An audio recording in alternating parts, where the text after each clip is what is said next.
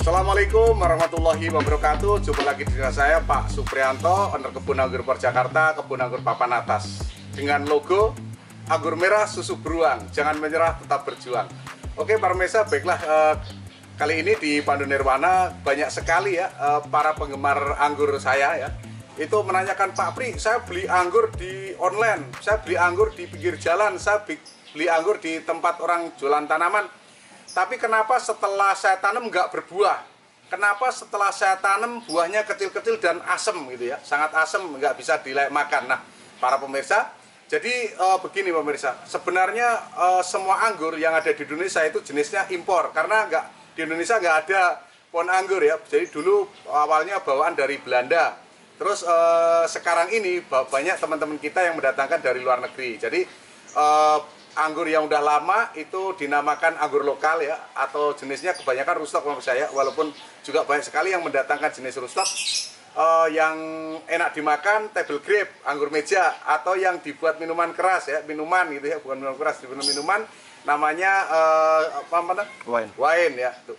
Jadi terbagi 3 besar ya, jenis rootstock, table grape, dan wine. Tapi untuk lidah Indonesia, orang susah mengatakan itu, apalagi umur 60 tahun ke atas gitu ya. Nah, sebagian besar orang yang suka nanam-nanam itu ketika dia menjelang pensiun atau sudah pensiun. Nah, juga kebanyakan orang Indonesia itu sering tertipu harga murah dengan propaganda yang sangat besar. Contoh, jual anggur merah berkualitas, jual anggur impor hitam berkualitas tanpa ada embel-embel namanya anggurnya. Itu yang bermasalah di situ. Biasanya harganya 20 ribuan, 15 ribuan, 10 ribuan itu ya, yang banyak di online. Sedangkan bapak-bapak atau ibu-ibu yang beli menginginkan dengan harga murah, dengan anggur yang berkualitas, kan gitu. Jadi gini Pak pemirsa, kalau kita ingin membeli bibit anggur yang bagus, tentunya di orang-orang yang punya kebun ya. Saya tidak menyponsorkan diri saya, Pak Pri punya kebun anggur di mana-mana, tapi saya bilang kalau beli bibit anggur seyogianya di tempat orang yang punya kebunnya. Karena apa? Bisa valid Pak pemirsa. Oh, yang saya beli ini jenis anggur hijau Tran, jenis anggur hijau Heliodor, jenis anggur hijau Dixon, jenis anggur Julian, jenis anggur hijau dan sebagainya ya, Heliodor atau Tamaki ya. Atau anggur merah jenisnya Ninel, Taldun, Jupiter gitu ya, Everest, terus Bekonur dan lain-lainnya, Urum gitu. Kalau anggur hitam jenisnya Goswi, Akademik, Cerny Kristal, Juraflonok dan lain-lainnya ya, yang anggur hitam. Jadi tahu pasti, artinya kita membeli bibitnya tahu namanya. Jadi ada namanya yang tertera, yang seperti ini contohnya. Oh, ini kebetulan nggak ada namanya pemirsa ya. Nah, ini ada name tag-nya. Nah, ini kebetulan namanya Julian, ini anggur hijau besar ya, contohnya. Nah, tapi ada juga para pemirsa ya, mungkin 20% dari beli bibit yang dia benar beli bibitnya salah penanganan. Nah, ini yang bermasalah pemirsa. Jadi ketika dia membeli bibit, terus dia menanam dan jarang ditengokin, tahu-tahu begitu berbuah tidak sesuai dengan yang diimpikan. Kenapa? Nah, ini contohnya pemirsa ya. Ini jenis anggur, bentar saya ceknya dulu, jenis anggur Julian ya, anggur hijau besar. Nah, ketika dia ditanam, dia tumbuh tunas yang di bawahnya. Ini anggur lokal kalau sebutan orang kita ya. Ini jenisnya Red Master ya, anggur jenis rootstock atau anggur lokal. Ini dia tumbuh. Nah, ketika dia tumbuh, ketika yang menanam tidak memperhatikan, ini akan cepat para pemirsa pertumbuhannya.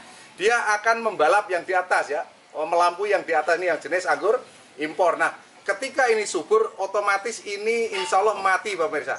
Yang impornya mati, oke? Yang hidup yang lokal. Nah, ketika yang lokal ini buah, rasanya asam. Itu pun kalau mau buah. Tapi jarang juga yang mau berbuah. Kalaupun dia berbuah, tidak bisa dimakan. Nah, itu yang yang banyak orang tidak tahu, dan banyak orang yang nggak mau tahu gitu ya. Kalau kita kadang-kadang orang datang, kita kasih tahu, dia sok ngerti gitu. Wah Pak, itu saya udah tahu, saya udah ngeliat YouTube-nya. Ternyata ketika dia menanam, salah juga. Ada customer saya yang beli 8 pohon, ketika ditanam, ternyata yang 3 buahnya tidak sesuai.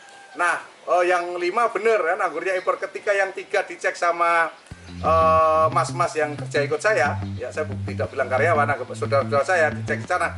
Ternyata ini Pak pemirsa yang tumbuh yang lokalnya, jadi yang atasnya mati. Untungnya masih terlihat karena di situ masih bisa dilihat posisi sabungannya.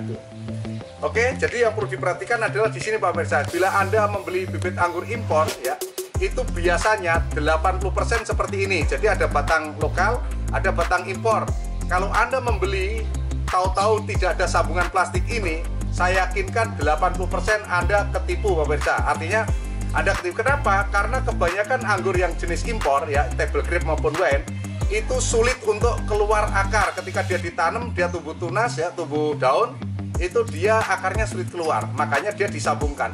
Apakah hanya di Indonesia? Tidak ya. Dari di seluruh dunia, mau di Italia, di Cina, di Jepang, di Amerika, di Australia, orang menanam anggur kebanyakan seperti ini. 80% dia bentuknya grafting ya, atau okulasi. Dia menyambung dari bawah ke atas ya. Bisa sambung seperti ini, okulasi atau sambung pucuk ya. Jadi ketika ini tumbuh tunas, yang lokal ini tumbuh, bisa disambung. Yang pasti tadi kita bisa melihat ada sambungan ditandai dengan plastik ya. Plastik sambungan. Kalau dia mulus, tidak ada sambungan, apalagi setelah Anda beli dan orangnya yang menjual tidak bisa Anda telepon dan tidak bisa ada SMS, tidak bisa dihubungi, tidak bisa di WA, saya yakin Anda tertipu pemirsa. Artinya Anda beli bibit anggur dapat tapi tidak sesuai yang Anda inginkan. Anda menginginkan anggur hitam,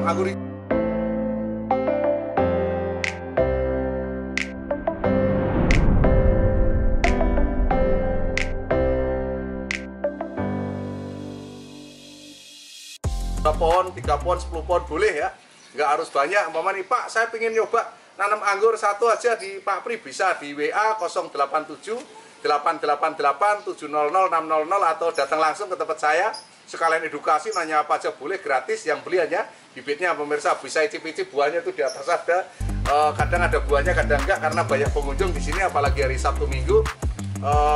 Dia nyicipin buah yang ada, jadi boleh saya kalau datang ke sini boleh yang buah matang boleh dicicipin di Jalan MKV1 Gang Film nomor 9 RT 02 RW 04 Kelurahan Jagakarsa Jakarta Selatan. Mapnya Kebun Anggur Impor Jakarta ya. Buka dari jam 10 sampai jam 5 sore ya. Setia menemani Anda hari Senin sampai hari Minggu, jadi nggak ada liburnya kecuali tahun baru, Idul Fitri dan 17 Agustus sama Idul Adha. Nah ini Idul Adha insya Allah libur. Apabila keterangan saya kurang jelas, monggo silakan WA, nanya apa aja boleh. Pak, bagaimana pemupukan Pak, bagaimana perawatan dan lain sebagainya. Oke, terima kasih. Assalamualaikum warahmatullahi wabarakatuh. Oh, satu lagi yang belum subscribe, silakan subscribe. Kalau dikira penting ya, ini sangat penting. Silakan di-share ke teman-teman biar teman-teman yang pada suka anggur, nanam anggur, dia tidak tertipu ya. Ingat, anggur merah beruang, jangan merah setelah berjuang. Mari kita anggurkan Indonesia, swasembada anggur, tentunya kita bahagia. Oke, assalamualaikum warahmatullahi wabarakatuh.